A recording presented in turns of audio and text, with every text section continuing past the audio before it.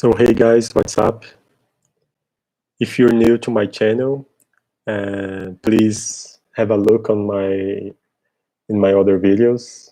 You'll notice that I like to talk about traveling and also art. But today I was like feeling like talking about why do I follow astrology, because it's a subject that occupies a really meaningful place in my life, and I would like to share with you guys some thoughts. And also because I'm practicing English, I thought it would be an interesting way to learn more and to gain more skills on English. So first, why do you follow astrology? So people ask me that because I am on the academic field. I am getting my master's degree at University of São Paulo, Universidade de São Paulo, and I'm also into business, and so I'm really doing things in a rational, more than spiritual or philosophical way, but still I follow astrology. I do believe in astrology, and I think it's interesting philosophy. So people are always asking me, why astrology? Why do you do that? So first, I want to share that my grandmother was a natural healer. So she used to use herbs and speech words to cure people around me.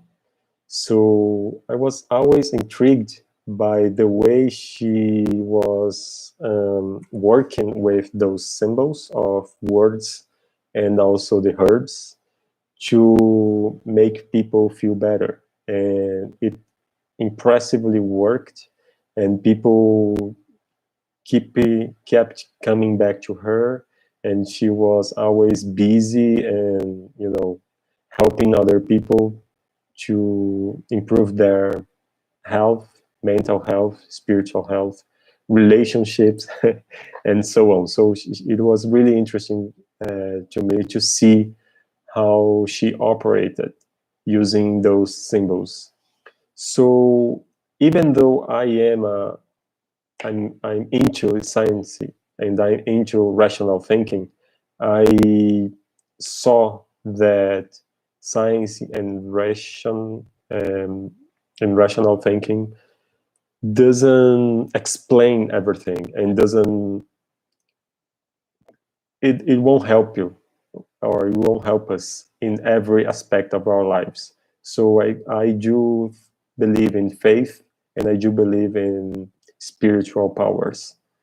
So I was kind of, when I was a child, when I was a kid, I was kind of following her practice by, like, I was watching her curing and helping other people, and I was like, okay, I need to know more about it.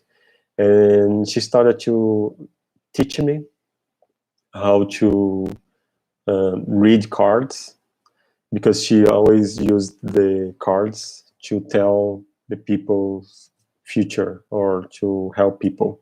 So she taught me how to read cards and how to read the palm, the hand's palm. But still, because I'm really into science and into rational thinking, I was like, okay, but I need to learn more from the books. So I started to go to the library, public library. It wasn't so far from my house, but I need to get a bus and so on. So I started to read a lot about, first I was like searching for the cards. I think it's tarot. So tarot in Portuguese. I was searching for the cards, and then I started to see that the tarot cards, has also bound connection with astrology. And that's when I started to read in the books about astrology. And I think it's fascinating how those ancient people, because astrology is really, really old, how those ancient people would look to the stars and would look to the planets and other celestial bodies to organize their lives and organize their crops and their seeding and their lives, really. So it would roll their agriculture, so the nature would be like really tuned to their beings. So what happened in the skies, like for instance eclipses or the positions of the celestial bodies, would affect their lives. We need to understand that they didn't have many things to watch for. Even language, even written language, we didn't. Uh, they didn't have it. So the skies would be a really, really um, point for their searching for meaning.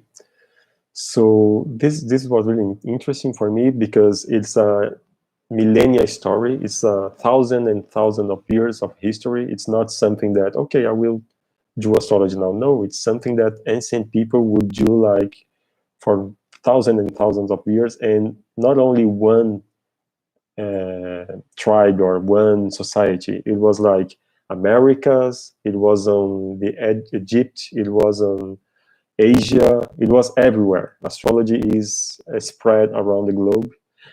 But of course, we just know the Western modern astrology, but the astrology is really, really old, and there's a lot of tribes and a lot of people who practice it from thousands and thousands of years. So I was like, okay, it's a really, really long history. It's not something that started now, and this astrology that I'm studying is a strain of the astrology. It's just Western astrology is just one kind of astrology.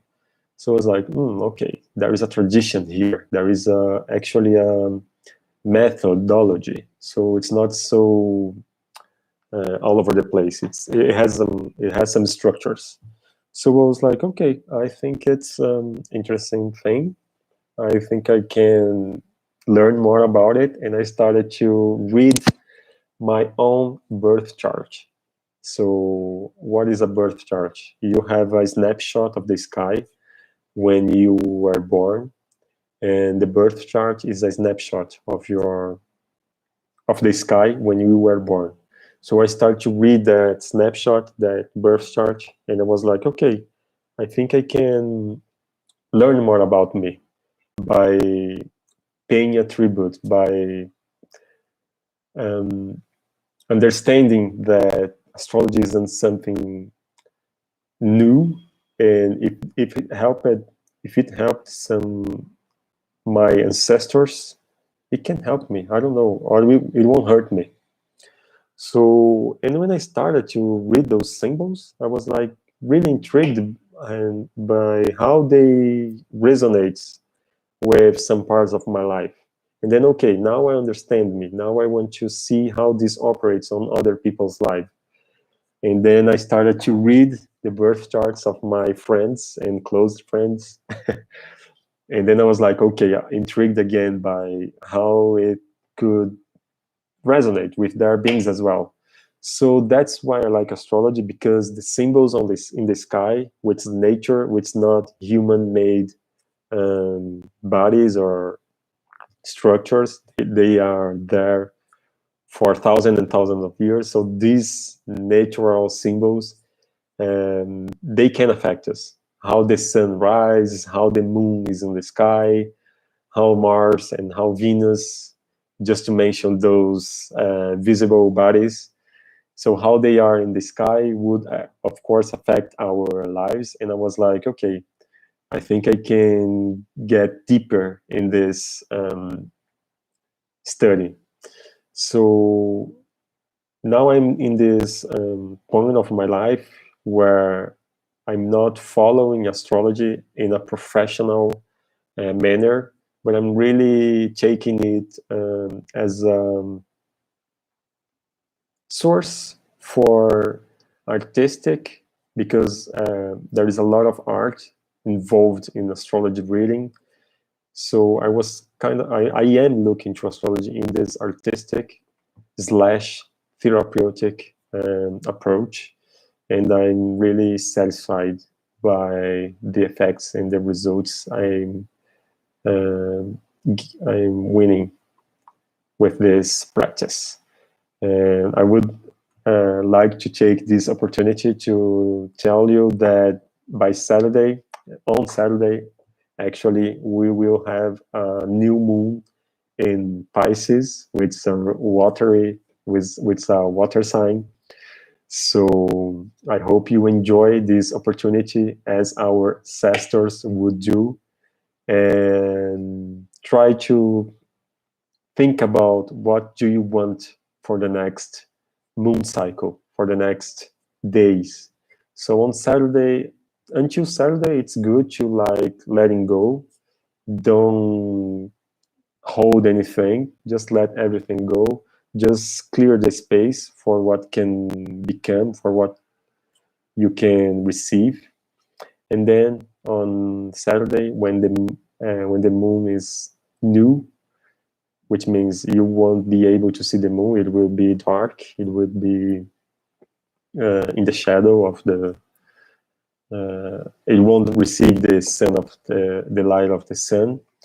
So it is a new moon. It's like a blank page. You can write whenever you want in this next period. And because it's Pisces, which is a really, really spiritual sign, and it's a really, really interesting sign, and it's an interesting myth to dissolve the structures, to make everything more ethereal, to really live your dreams. I think it would be an interesting way for you guys to start a new cycle. And I was inspired to do that because of the new moon as well. So I hope you enjoy. I enjoy this short video. Please write in the comments if you would like me to talk more things about astrology. And I would love to know about your signs and rising sign if you know, because I could offer you some insights on your birth chart as well. See you.